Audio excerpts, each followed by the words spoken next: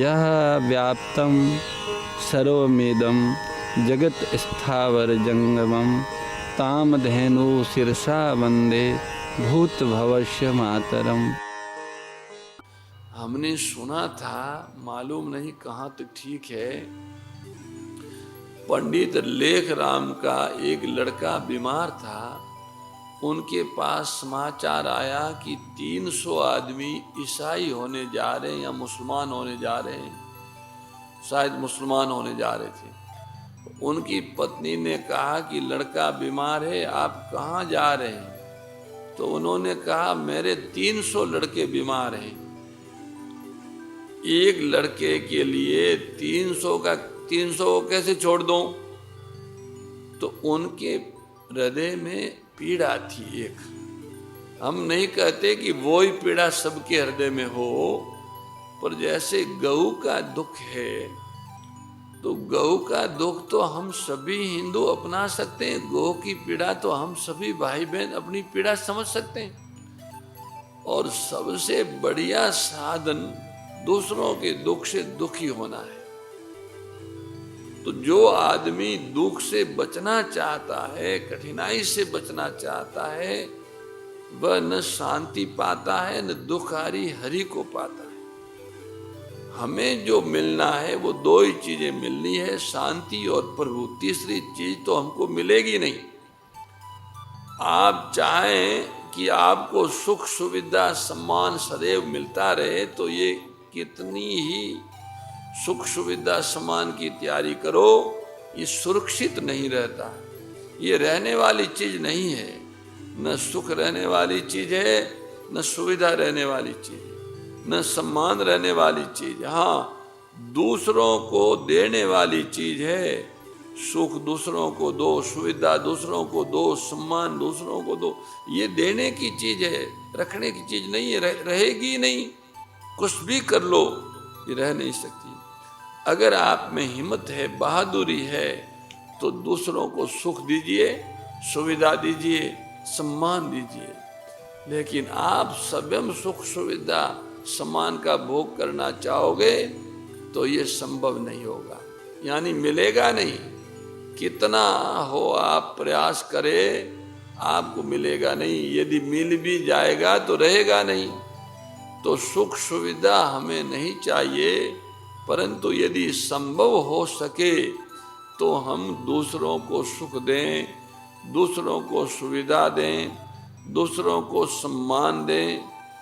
ये देने की चीजें हैं, लेने की चीजें नहीं हैं। और हमसे बड़ी भारी गलती यही हो जाती है कि हम देने वाली चीज को लेने लगते हैं, हम सम्मान लेने लगते हैं, हम सुविधा लेने लगते हैं, हम सुख लेने लगते हैं। यही भगवत विमुखता और जन्म मरण के बंधन का कारण है। इसलिए दूसरों के दुख से दुखी होने पर जीवन में दुख का प्रभाव पड़ता है। तो दुख का प्रभाव लेने की चीज है। दूसरों के दुख से दुखी होना ये उनके दुख का प्रभाव है, ये लेने की चीज है।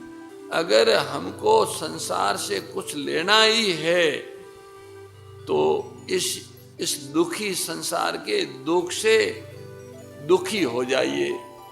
दुख आल्यम च शाश्वतम, संसार दुख से भरा हुआ है। पशु पक्षी जीव जंतु मनुष्यों में भी गरीब अमीर पढ़ा लिखा बेपढ़ा लिखा सभी किसी न किसी दुख से दुखी है। इसलिए संसार से कुछ लेना है तो उस संसार के दुख से दुखी हो जाइए, बस इसी से काम हो जाए।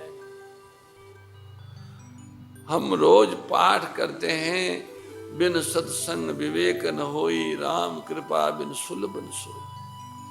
अरे भक्ति स्वतंत्र, और कहते हैं भक्ति स्वतंत्र सकल गुण खानी, बिन सत्संग न पावई प्राणी। तो भैया ये पाठ ही करते रहेंगे अथवा सत्य को स्वीकार भी करेंगे।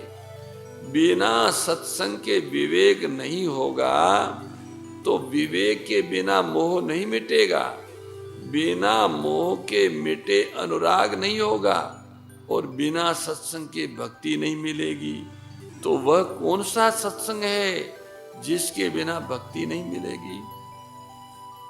वह यही सत्संग है, सुख सुविधा की दास्ता से हम मुक्त हो।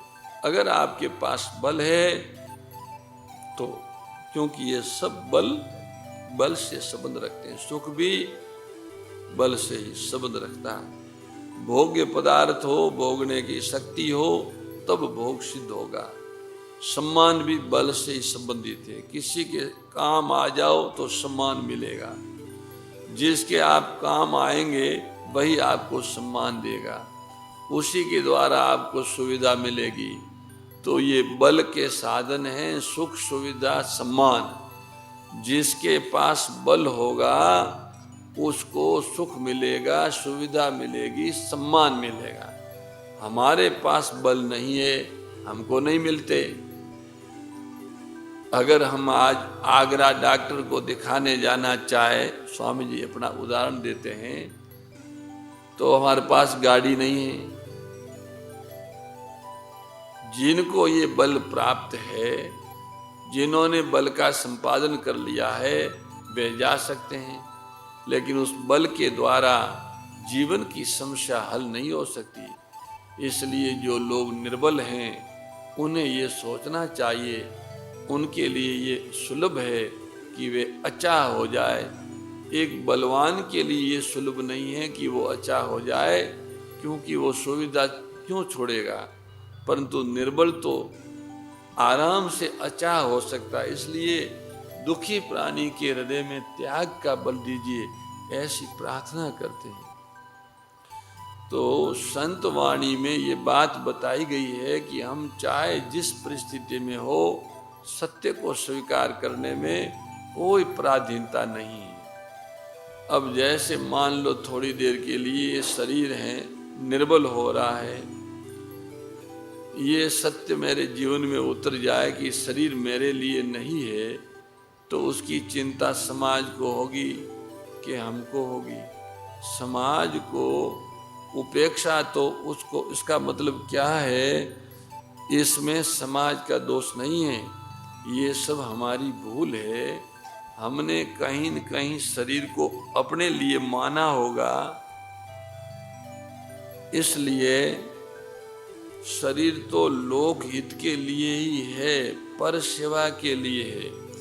अगर शरीर के द्वारा हम बैठकर ध्यान करें तो भी इसी भाव से करें कि लोक हित हो, जप करें तो भी लोक हित हो, ध्यान भी गौ माता के सुख के लिए करना है, जप भी गौओं के कष्टों के निवारण के लिए करना है, तीर्थ यात्रा भी गौओं के सुख के लिए करनी है। तो सभी में लोक हित हो, गो हित हो। शरीर के द्वारा होने वाली प्रत्येक प्रवृत्ति गो हित के लिए हो, अपने लिए नहीं है। और प्रत्येक प्रवृत्ति में जब से इस सत्य को मानव ने ठुकराया है, अपने लिए माना, प्रवृत्ति अपने लिए की है, तब से मानव समाज में अनेकों संघर्ष पैदा हुए और पैदा होते रहेंगे। कोई रोक नहीं सकता, कोई रोक नहीं सकता। शरीर का बल, योग्यता का बल, संपत्ति का बल, ये सब शरीर ही से संबंधित है, शरीर की जाति के है, वस्तु है, योग्यता है, सामर्थ्य है, संपत्ति है, ये सब शरीर की जाति के। शरीर कह दो चाहे वस्तु कह दो, शरीर कह दो चाहे योग्यता कह दो, शरीर कह दो चाहे सामर्थ्य कह दो, तो ये सब लोक हित के लिए है, गो हित के लिए है। सबसे बड़ा लोक हित यही है कि आप किसी को कष्ट न दें, किसी को कष्ट मत दो, किसी का बुरा मत चाहो, किसी को बुरा मत समझो, किसी का बुरा मत सोचो। किसी का बुरा सोचना, इससे भी नीची श्रेणी कोई हो सकती है क्या? सभी को सुख दो, ये तो बाद की बात है, पर किसी को दुख न दो, किसी का बुरा न चाहो, किसी को बुरा न समझो, ये तो हम कर सकते हैं, अभी कर सकते हैं। इस बात को जो कर सकते हैं उसे पूरा करना है। तो सेवा करने वालों की सूची में हमारा 1 नंबर हो जाएगा। अगर हम किसी को दुख न देने का व्रत लेंगे तो सेवकों की लिस्ट में हमारा नाम लिख जाएगा। हम सेवक हो गए। तो सबसे बड़ा सेवा करने वाला वो है जो किसी को दुख नहीं देता, किसी का बुरा नहीं चाहता। अब बताओ, इस सेवा से भी हम वंचित हो जाए? किसी को दुख नहीं देना, किसी का बुरा नहीं सोचना, इस निर्बल से निर्बल आदमी ये सेवा कर सकता है। इसमें कुछ करना ही नहीं, बस किसी को दुख नहीं देना, सुख न दे सके न दुख नहीं देना, और किसी का बुरा नहीं सोचना, सेवक हो गए। ये सेवा तो जब चाहे तब कर सकते हैं। मोर मुकुट बंसी वाले की जय, गौ माता की जय। हे मेरे नाथ, आप अपनी सुधामयी सर्व समृद्ध पतित पावनी अहेतु की कृपा से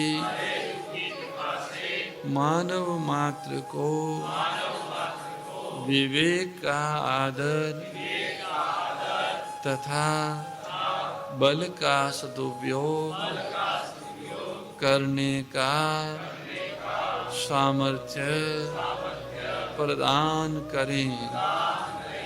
एवं हे करुणा सागर, आप अपनी अपार करुणा से शीघ्र ही राग द्वेष का नाश करें, जिससे सभी का जीवन सेवा, त्याग और प्रेम से परिपूर्ण हो जाए। ओम आनंद, ओम परमानंद, ओम सच्चिदानंद। नारायण नारायण नारायण। जय गौ माता, जय गोपाल।